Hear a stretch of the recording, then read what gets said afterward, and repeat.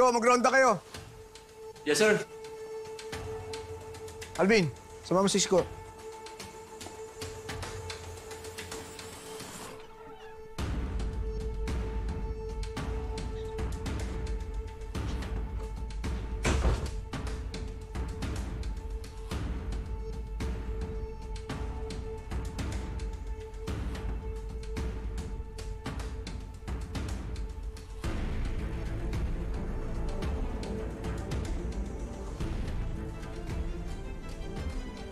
Olga, magkita tayo.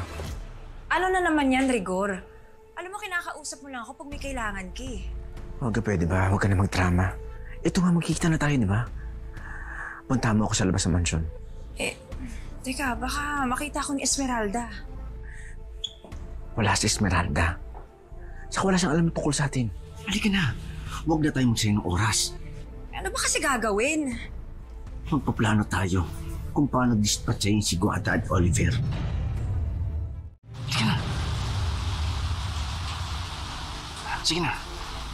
Oo, katulad ng dati. Kasing lakas ng dati.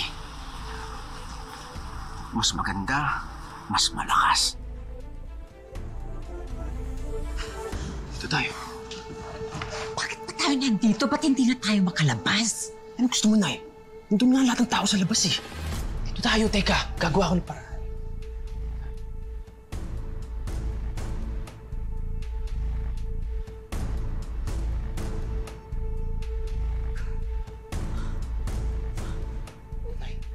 Nay, tingnan mo to.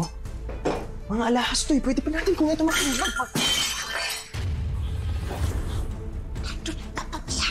Lumabas na tayo.